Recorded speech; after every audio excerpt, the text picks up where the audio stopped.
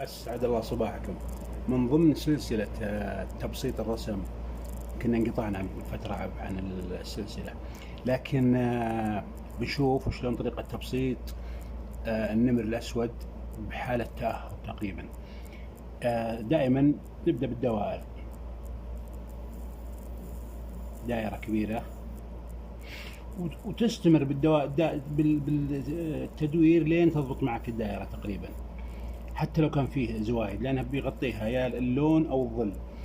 في دائرة ثانية تكون هنا، دائرة أصغر وطالعة برا الدائرة هذه شوي، تكون تقريبا كبيرة بس إنها أصغر من هذه. هنا دائرة ثالثة اللي هي منطقة الظهر، تقريبا تكون كبر هذه اللي هي الدائرة الثانية.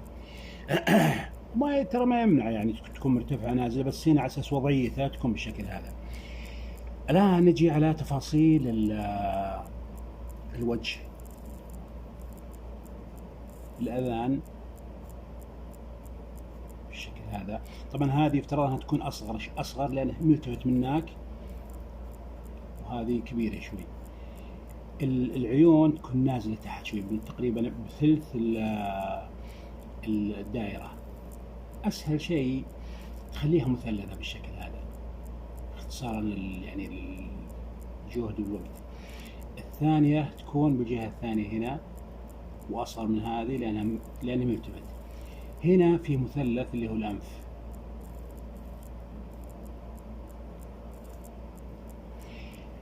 لو افترضنا أنه فاتح فمه، بالعادة يكون في هنا خط فاصل بين الشفتين، يكون أقصر شوي لأنه فاتح فمه، يكون بالشكل هذا. وهنا الثاني بالشكل هذا. هنا ينزل اللي هو الفم بحكم أنه مفسوح، ولا يجي مع الجهة الثانية، لا يجي من تقريبا وسط الشفة هذه بالشكل هذا. نسوي أسفل الأنف،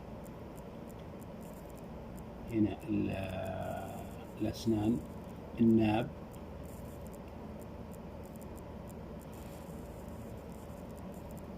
ونعطي الفم تظليل. الآن الحنك السفلي يكون صغير بحكم أنه فاتح فمه ومنشد نوعا ما. تجي الجانب الرأس، هذا طبعا بنشوفه بالتفاصيل بعد شوي. توصل بين الدائرة هذه والدائرة اللي فوق، تمشي عليها لين توصل ما بين الدائرتين وتنزل تحت وتطلع الدائرة الثانية فوق. الآن نجي للقائم الخلفي للنمر، منه تنزل بخط مائل بالشكل هذا تقريبا من الدائرة هذه أيضا للدائرة الثانية اللي وراء.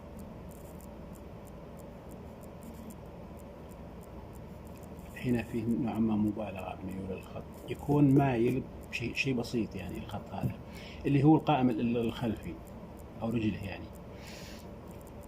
هذا حد البطن اللي هي تقريبا الدائرة. الرجل هذه تنزل هنا خلاص. الآن هو يعني من ثانية للخلف ينزل الساق من هنا، وهذه القدم بالشكل هذا. اليد الأمامية تقريبا هي اللي عليها الكلام، اللي تبين يعني قوة الحركة. شلون نسويها؟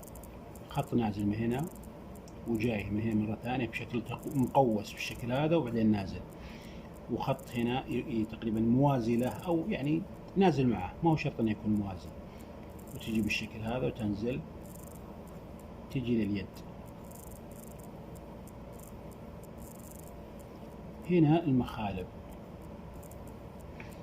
اليد الثانية اللي منك يكون تقريبا مرجعها على وراء، فيبين طرفها من هنا. هذه اليد الثانية 1 2 3 تقريبا أو 4 مخالب، والله ما أدري عاد، لكنها بالشكل هذا يبين طرفها من هنا أو من هنا. المهم أنها تتبين من تحت بحكم أنها مرجع هذه ومقدم هذه.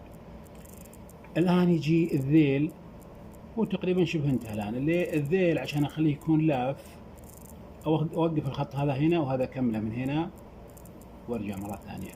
هذا يكون داخل على أساس يبين اللفة. علشان نبينها أكثر بسوي له التحبير بالقلم هذا، القلم الأسود، لأن خلاص بنمسح الدوائر هذول الآن. تجي التفاصيل اللي هو الرجل هذه، تسوي عاد العضلات والتفاصيل التشريحية على ما يقولون. هذه اليد، هذه المخالب، هذه اليد الثانية وطالع منها برضه مخالب لأنها بحالة تأهب.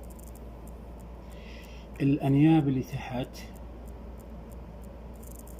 هنا، الأنياب اللي فوق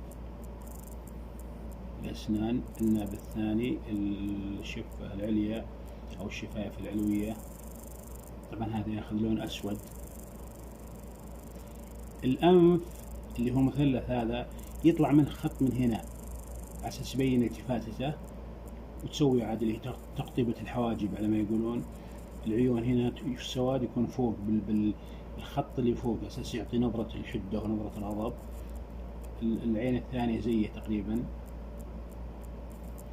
تجي الآن المسألة التفاصيل اللي هو يكون فيه شعر عادة من هنا بالجنب، وهنا نفس العملية. يفترض أن يكون أكبر شوي بعد، هنا يكون أصغر بحكم التفاتته مع الجهة الثانية يكون أصغر. الأذن الثانية قلنا هذه تكون صغيرة بحكم أنه ملتفت ولا بين منها إلا جزء بسيط. الأذن الثاني بالشكل هذا، والأفضل أنه ما يكون فيه خط هنا. أنا حطيت خط ليش؟ لأن امتداد الرقبة من هنا ما يكون فيه فاصل بينهم. يعني الآن تبدأ على بقية الجسم، وفي عضلات هنا وعضلات هنا.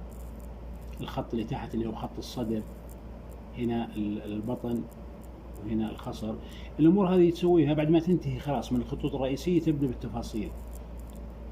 هنا الرجل أو القائم الخلفي، وهنا نفس العملية يكون فيه ميلة مثل ما قلنا بالخط، وفيه تعرجات اللي هي العضلات.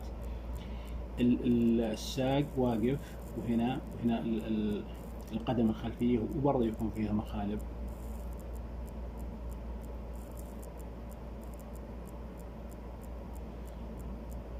سوي الذيل، طبعا القلم شوي يحلك عليه.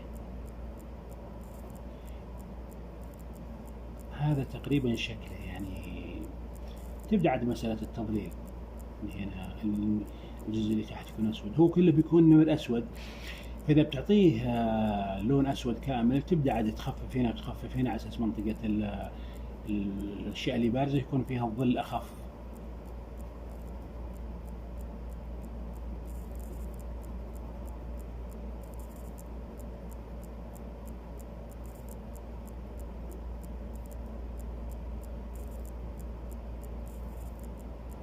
والأفضل أن يكون في خط هنا يزيد من حدة الشكل. هنا برضو خطوط تقريبا اللي ايش يسمونها، تكشيرة. يعني تكشيرة النمر أو الأسد غالبا يكون في خطوط هنا. حتى القط لما يكشر يكون فيه، تكون الشفايف متجمعة على فوق، فيكون فيه خطوط زي التعرجات، يعني لأنها مرتفعة على فوق.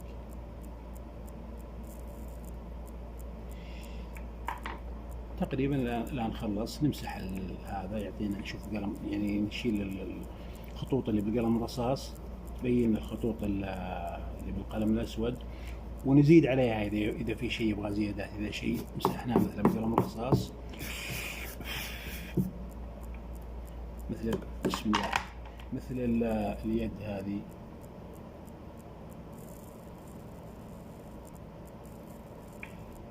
الشوارب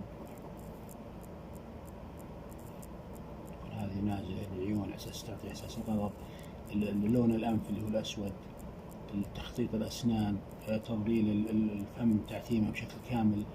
ويفترض أن يكون فيه هنا لسانه باين. هنا عاد اللي هي تفاصيل الشعر، ما الشعر أو الفرو بمعنى صح، حد الفم من تحت من هنا. طبعا هذا أقرب ما يكون بشكل كرتوني، يعني ما هو بالشكل الواقعي. تبي تضيف عليه أشياء على خلفية تخليه كذا كأنه واقف على مثلا صخرة أو ما إلى ذلك،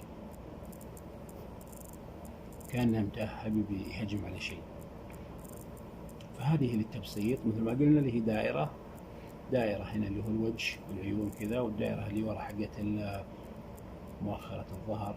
طبعا الكلام هذا ينطبق على كل شيء تقريبا، حتى فيه وقفة الذئب والنمر والأسد نوعا ما، بس اللهم أن الأسد يختلف إن في لبدة حول الرقبة.